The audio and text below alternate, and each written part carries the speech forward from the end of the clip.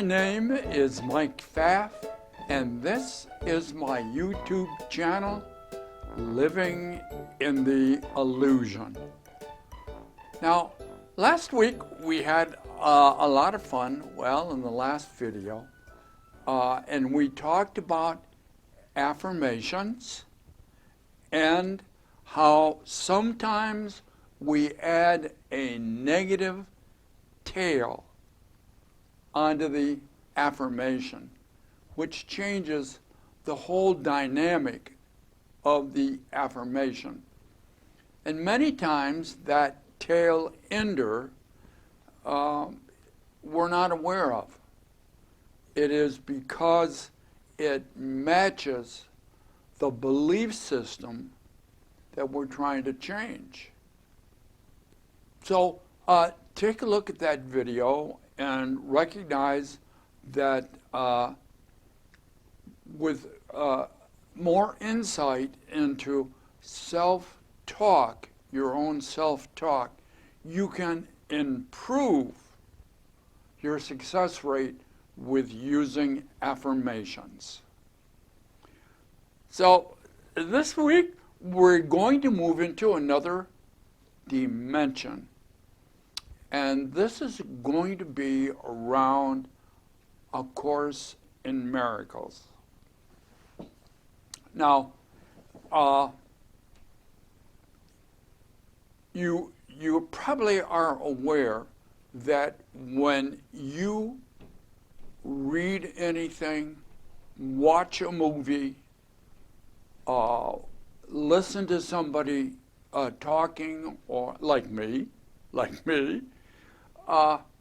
that you are interpreting what's going on. When you read a book, you are interpreting the book or the article or the magazine through your belief system and your past experiences. This is done automatically. It's done in families. If you think about a family reunion, getting together, and then the siblings talking about being how they were raised in the family, and they'll have different memories. They'll have different interpretations of the same event. Now, why am I stressing this? Well, I'm going in another video, and I'll link it up in the corner here too. It was finding the mysteries within the Course in Miracles. And as I look through the Course, I will find mysteries that match my understanding. And you, if you go and read the same chapter that I read, you are going to find different mysteries that match your belief system. So nobody sees the same thing. And we all find different mysteries within life, even though we're in the same environment. Now, so I'm going to take part of one of the chapters. Now, why am I picking that? This happens to be chapter 28. What the heck is chapter 28? I don't remember. But we'll look up chapter 28 because in I don't know if you knew this, but every sentence in the Course in Miracles is numbered. And there's a coding system to find every sentence, every chapter, every section within the chapter, every paragraph within the section, within the chapter, within that part of the course. So we'll be looking at the text in chapter 28 in section 6. And all through that section 6, which is called the secret vows. The secret vows. So, now why did I pick it? Well, when I was reading it, and I thought about, well, there's some stuff in here that don't make sense to me. I don't care about it. And then there was stuff that I said, oh, this is pretty profound. There must be something behind this. And then I find the mystery or the secrets within the course. They just seem to pop up. So I'm going to take that section out of chapter 28 and define it for me. Now, if you read it, you might find other things that as you read it, you might say, oh, I see where he got that, but he didn't even mention this other stuff. At the time, it wasn't that interesting to me, I guess. So we'll take that and interpret it. And then if you read it, you can interpret it, and we'll see how close we come to the mysteries within the course. So this is going to be fun.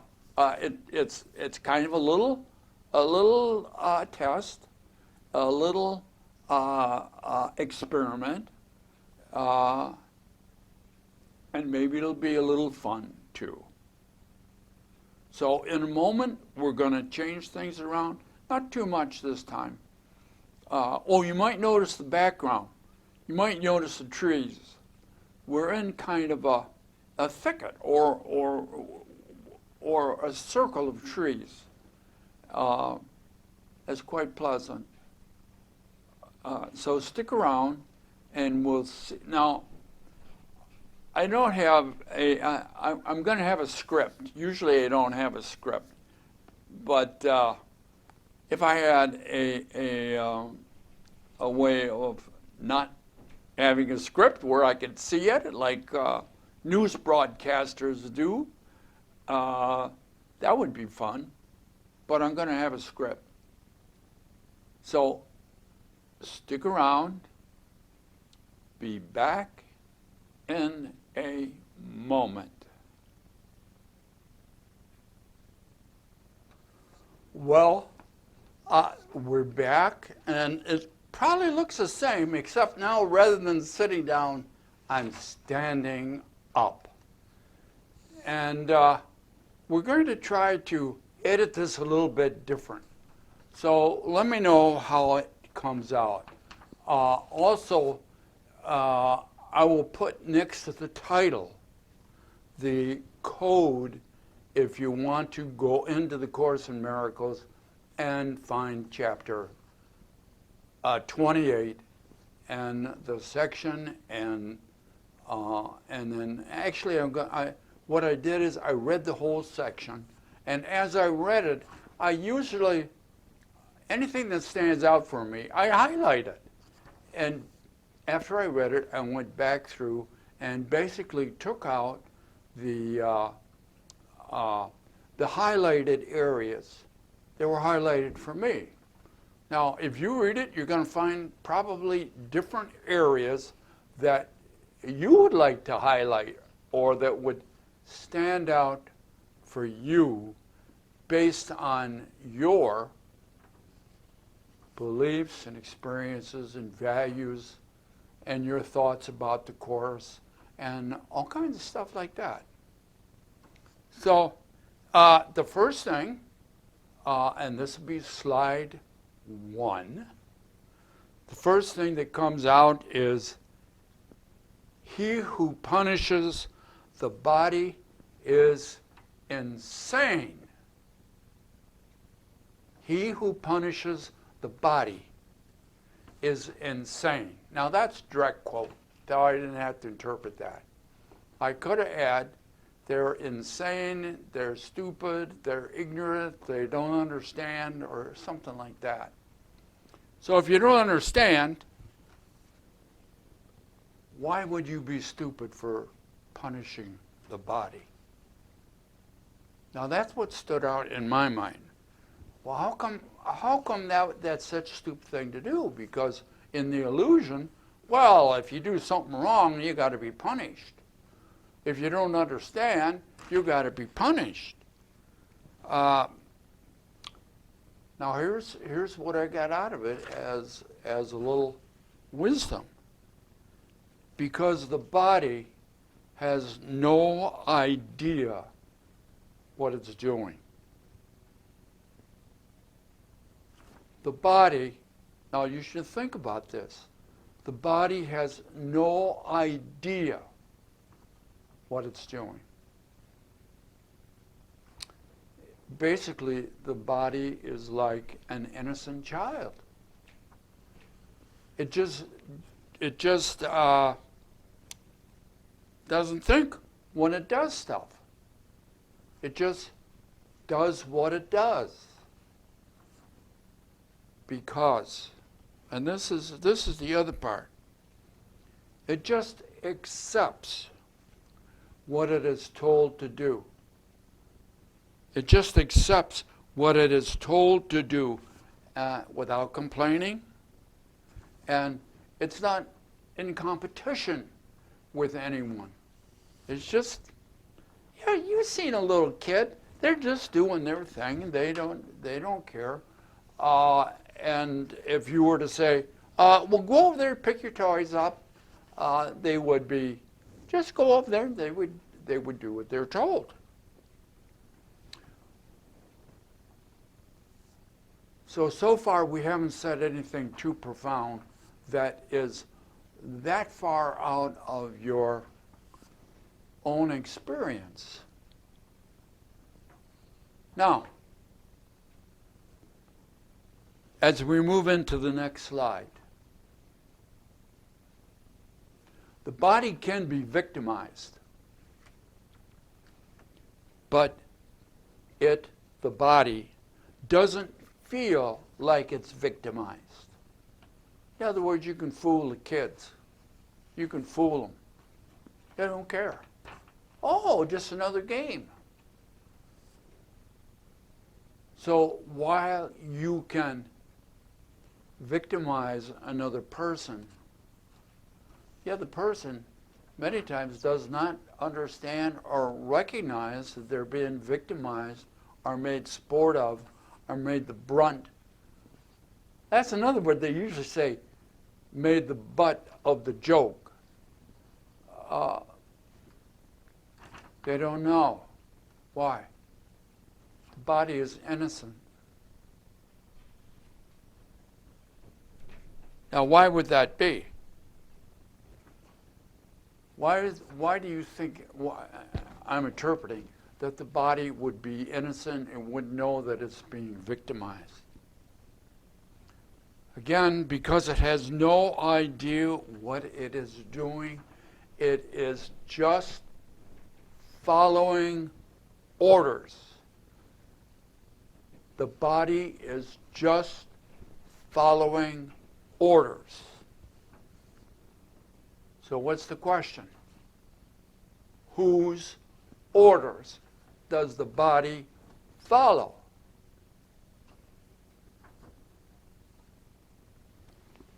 Your orders.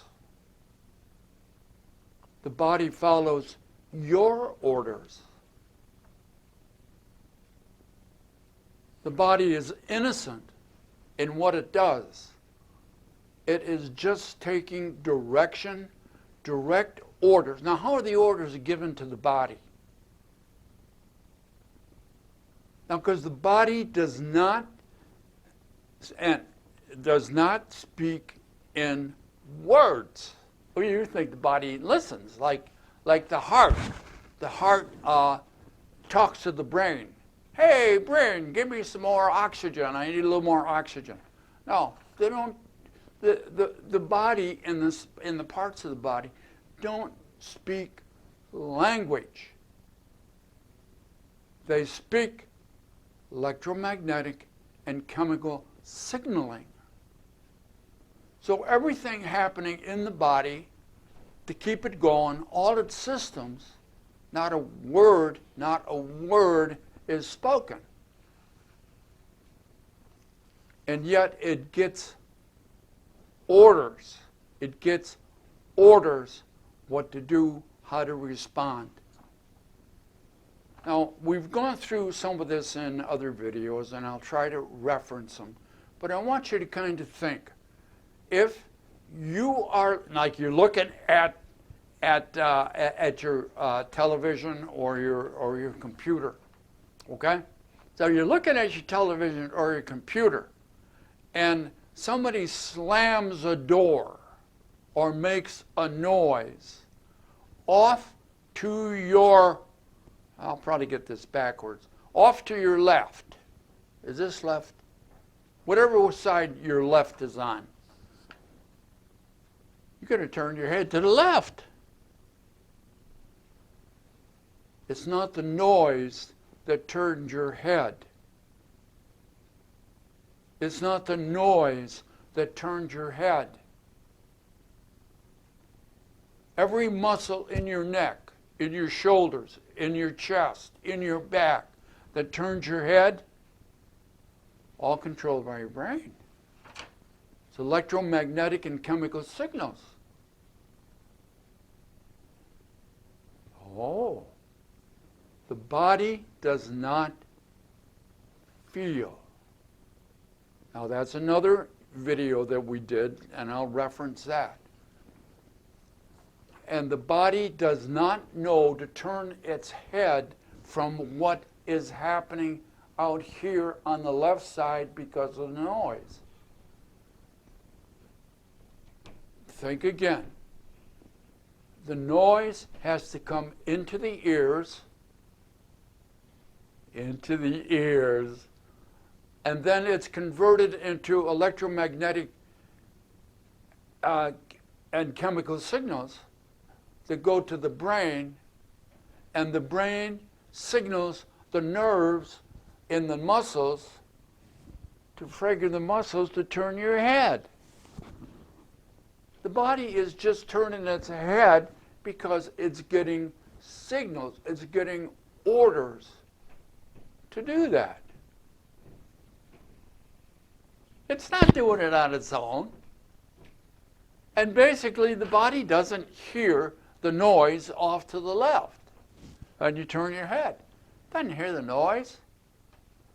But it does hear the orders, respond to the orders from the mind, brain, and central nervous system. So that's some wisdom that's in the Course. The body has no idea what it's doing. It's just following orders. Now, I want you to think about that. Now, I'm going to say it again. The body follows orders. And who gives orders to the body? You do. Well, now we'll go on to the next. See if we can tie all this together. We'll go on to the next slide. It is senseless. It is a senseless point to view. Oh, I got to say that again. I might edit that out. I'm not sure yet. If I can. The body, it is senseless. It is a senseless point of view. I got it right that time.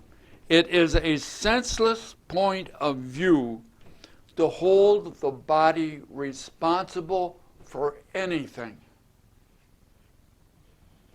Okay, let me say that again. It is a senseless point of view. It's senseless for you to hold the body responsible for anything. Now, why? That's the question I would ask. Well, why not hold a body responsible? Now, this gets me back, of course, a lot of people won't remember, but after World War II, there was, for many years after, there was a lot of trials. They were called war trials, Nuremberg trials, where we took people and that were involved in that fray from Germany, and they would go up and they would say, well, how come you did these terrible things? Whatever they were. You know what their answer was? I was ordered to.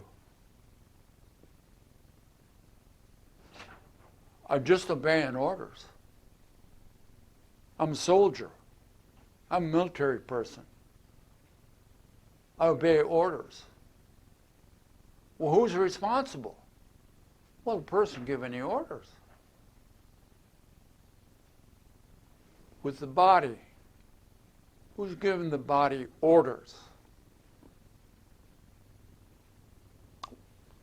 That person is responsible, not the body. Who's given the body orders? Who is responsible? You are. You're responsible. Oh. Let's see what else we can find out. Just following orders, therefore, who is responsible? You are.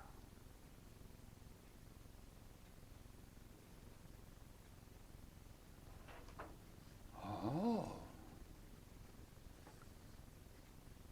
This includes sight. Because the body does not see. The body's eyes do not see. Now, we've gone through this before too. The body eyes transmits information. The information goes into the mind, brain, and central nervous system, where it is filtered and decoded and interpreted, and then you see. You don't see with the eyes, you see with your mind. It is your interpretation of the data that determines what you will see. And that's an inside job.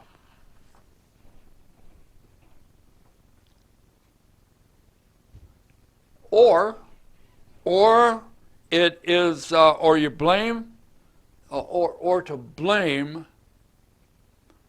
the sound that you do not like, because the body doesn't hear. It's like you say, oh, I hate that tune. Oh, don't talk to me that way. And you put your hands up. Again, it's energy, electromagnetic and chemical energy, that vibration in the air hits the eardrums and signals those three little bones in your ear, and then that vibration goes into the cochlea and into and into the cilia that hangs down and produces an electromagnetic signal which goes to the brain, which is interpreted, not by the ears. What you hear is an interpretation in your mind. Whether it's good or bad, that depends on your past history. Now, all your senses work the same way. None of your senses do what you think they do. Oh, you keep forgetting you're living in an illusion. You think it's coming from the outside. You think the eyes see things. They don't see things. They see, the eyes, wavelengths of energy. It is how the wavelengths of energy are interpreted that determine what you see, not the eyes. The same is true with the ears. The same is true with your touch, your smell, your taste. Everything is inside, wherever the inside is. So the body doesn't see and the body doesn't hear, and yet you'll blame the body for what it's. You know, in the good book, there's I don't remember exactly, but there's some phrase in there. If your eye offend thee, pluck it out. The eye can't offend. The eye doesn't see. It's the mind. Try plucking out your mind, your past, changing your past. That's the only way you can pluck what you see out, is to change how you interpret it inside. Quit blaming the eyes. They have nothing to do with it. Oh, this is part of some of the wisdom that comes out of the Course. And this is only a few paragraphs within one section, and we're not through yet. No, we got to go on to the next slide.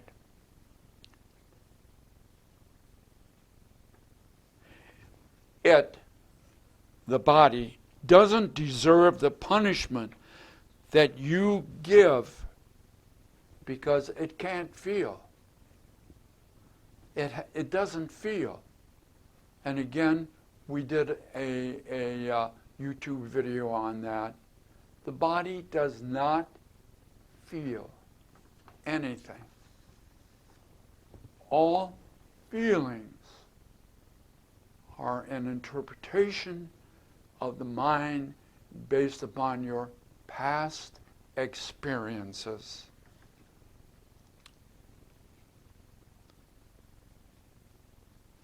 It, the body, behaves in ways that you want.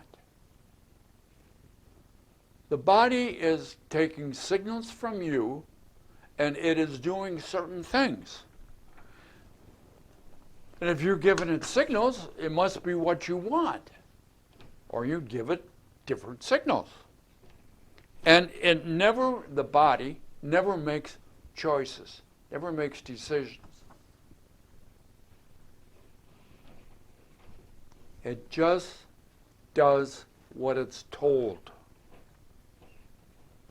It just does what it's told to do by you.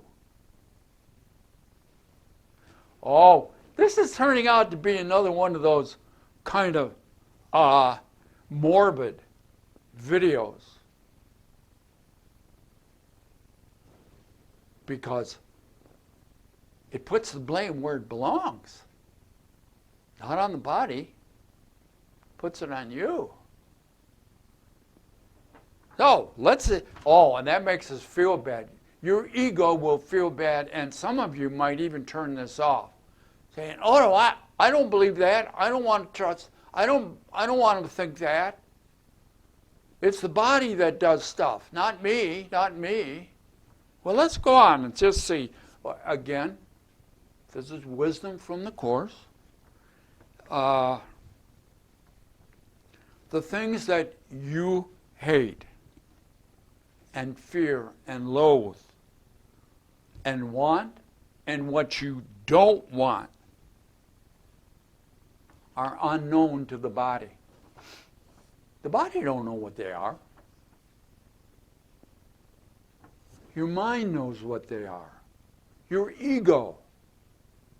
And we'll talk a little bit about the ego. We haven't done a lot of that. The difference between the egoic self and the life force. The egoic self in the illusion and the life force. We haven't got that far yet, but we're working on it. The next slide.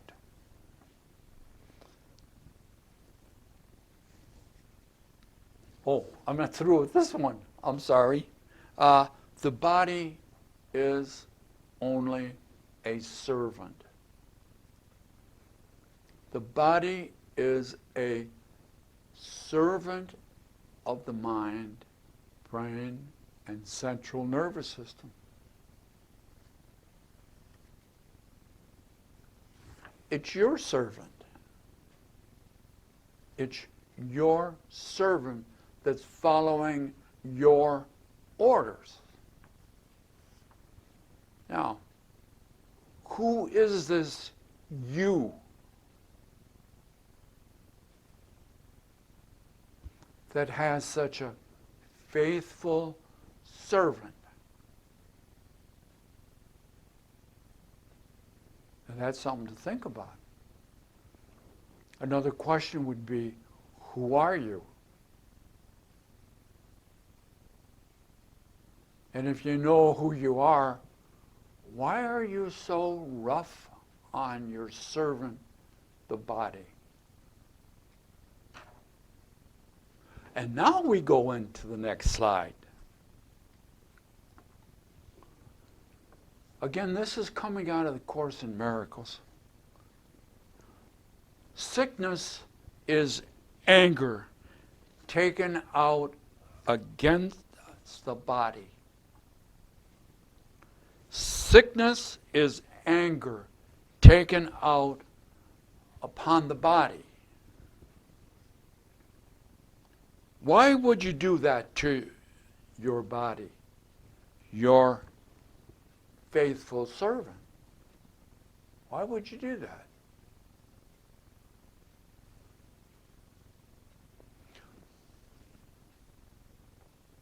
What you do is you project what causes you to feel bad onto the body. Again, we talked about projection and how the conscious mind projects what's going on inside of you onto the outside, in this case, the body. Because the body, now you recognize the body isn't you. Oh, I can project onto the body. And the body will get sick. Why? Because he told it to. By the way, projection is, and this comes out of Sigmund Freud and his daughter Anna, this is called, projection is called an ego defense mechanism. Why? It protects the ego from feeling bad. Oh, I don't want to feel bad. I don't want my ego to feel bad. So I will project it onto something else. And then I'll say, it's out there. It's not here. But in this case, you project it. The out there is this, the body. This is what you're projecting onto. And this is where your sickness is. You say, oh, I'm sick. Oh, it's the body's fault. Because it's weak, it's frail, can't take care of itself. It's genetics. It's a bunch of other stuff. The body responds to what it's told. Oh, I'm going to get in a lot of trouble for that. Why? Oh, we don't want our illnesses, our feeling bad in the body to be something I'm doing inside of me in my interpretation. Oh, we got to be careful. You project what causes you to feel bad in the body. And why do you do that? To save your ego. Well, now I don't know how you two will take this, so I'll spell it. To save your ego, A***. To save your ego, A***.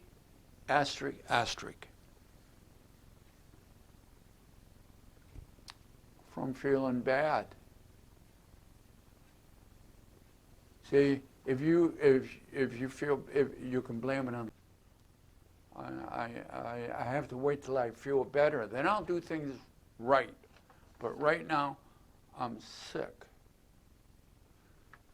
A great ego defense. If your servant suffers in pain, it's not you. If the body, your faithful servant, suffers in some kind of pain, it's not you. Don't blame me for being sick. It's my body that's sick. And that's what we do. Now, the final slide. By projecting onto the body, you do not have to change your belief system, your lifestyle, the actions that you're doing in any way. By making it the body's fault, you don't have to be a different kind of a person. You don't have to change things. You don't have to do anything different in your lifestyle. You say, oh, it's the body. What can I do? I have to smoke because it makes me nervous. And that's the only thing I can do. Or you'll come up with some good ideas. Huh? You just blame the body. And it becomes, the body becomes the whipping boy. The whipping boy for the mind. Now, you know where that term whipping boy came from? It comes from the aristocratic society, mainly from princes and high kings' children. And the idea being that they would have a lower class boy be friends with the Prince Charming. And when the prince did anything wrong, of course he's the prince, you can't punish the prince. But you had this boy, so you would beat the boy. Why would you beat the boy? Well, the idea is that they would be friends. And then if you beat the boy, the Prince Charming would feel some remorse that the boy is getting beaten because of something he did. How well do you think that worked? The Prince Charming says, oh, good, I'm glad I got him because I sure as hell wouldn't want to get beat up like that. So your faithful servant, your body, is a whipping boy for your mind. It follows your direction. You get sick because of the things you do, your lifestyle, your choices. It doesn't feel directly. Now, this is one section in A Course in Miracles, in chapter 28. And it's not all of the wisdom that's in that section. That just happened to be what I pulled out based on my interests and my past and my background and what I experienced. So you might want to give it a try, read it, and see what wisdom you can gain from that one section inside chapter 28 in the text of A Course in Miracles. And if you have any questions, or if you gain any insight for yourself, see if you can verbalize it in the comments below so that other people might have an opportunity to gain from your experience. And we'll see you next time we get together. Bye now.